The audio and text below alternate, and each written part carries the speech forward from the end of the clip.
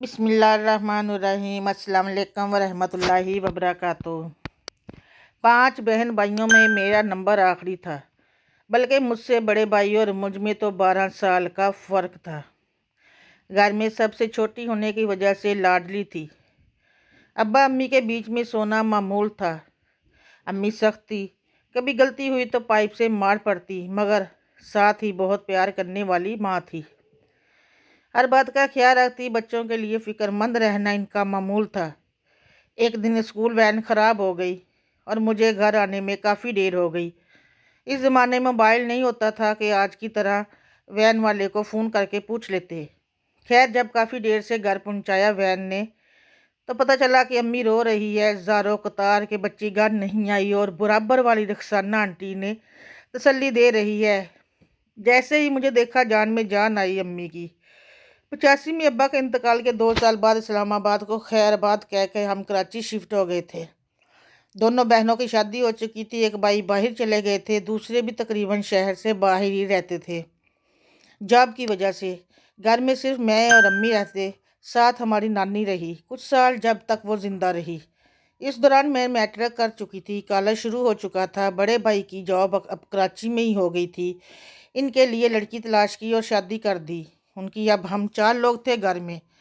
بھابھی بہت اچھی تھی، مگر امی کو اپنا تابع دار بیٹا بہو کے ساتھ بانٹنا اچھا نہیں لگا اور روز کسی نہ کسی بات پہ گھر کا ماحول خراب ہوتا۔ خیر، بھائی بہت سعادت مند تھے، اسی لیے بہو بھی ہمیشہ دبی رہی اور زندگی گزرتی گئی۔ بھائی کی شادی کے 2 سال بعد میری شادی بھی ہو گئی تھی۔ امی اب بوڑھی ہو چکی تھی، ہڈیوں کے درد کا مرض بھی ہو گیا تھا۔ بھائی کے 3 بچے ہوئے، ان کی شادی 19 سال رہی، پھر ایک دن اچانک ہارٹ فیل سے بھابھی کی ڈیتھ ہو گئی۔ بس پھر تو سارے گھر کا نظام ہی الٹ گیا۔ بچے بھی تینوں کم عمر ہی تھے ابھی۔ اب بھائی، بچے اور امی رہ گئی۔ ہم تینوں بہنیں شادی شدہ تھی، جتنا جا سکتے تھے جاتے، مگر ظاہر ہے کوئی کتنے دن رہ سکتا ہے اپنا گھر چھوڑ کے۔ دن گزرتے رہے، امی مزید کمزور ہوتی گئی، بن ماں کے بچوں کا غم، گھر کا نظام الٹ جانے کا غم، ان سب نے توڑ دیا تھا اندر سے ان کو، اور سب سے زیادہ تنہائی نے۔ جب ہم جاتے رونق ہو جاتی ان کے گھر میں، کھانا پکتا، ورنہ تو جیسے تیسے گزارا ہوتا، کبھی باہر سے لا کے تو کبھی ماسی پکا دیتی۔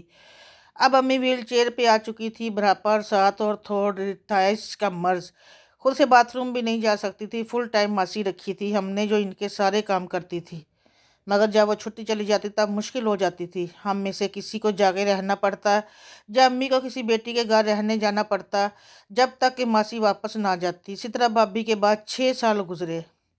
2019 امی کا آخری سال تھا اس دنیا میں۔ ماسی چھٹی گئی ہوئی تھی 10 دن کے لیے اپنے گاؤں۔ امی کو پہلے بڑی بہن کے گھر رہنا پڑا کچھ دن، مگر باجی خود بہت کمزور تھی اور بیمار رہتی تھی، امی کو واش روم اکیلے نہیں لے جا سکتی تھی، اس لیے جب بھی ماسی جاتی زیادہ مجھے رہنا پڑتا امی کے ساتھ، یا پھر اس کو اپنے گھر لانا پڑتا۔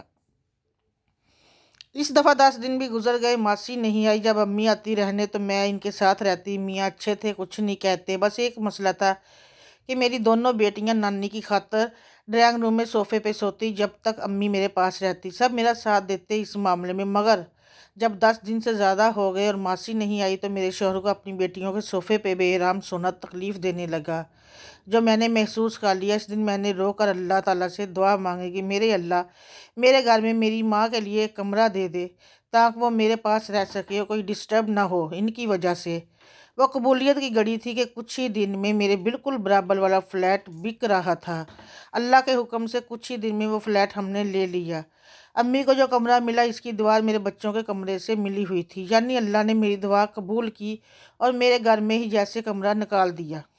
بھائی، بچے اور امی شفٹ ہو چکے تھے، میرے برابر سب کو سکون ہو گیا تھا۔ میں گھر کو اور امی کو آرام سے دیکھ رہی تھی، کھانا بھی گھر میں پکنے لگا تھا۔ امی تنہائی سے نکل کر رونق میں آ گئی تھی ہم سب کے بیچ، مگر وہ شاید اپنے بچوں کو یہاں میرے پاس چھوڑنے آئی تھی، کیونکہ یہاں آنے کے ٹھیک 2 مہینے بعد اچانک وہ اس دنیا سے رخصت ہو گئی۔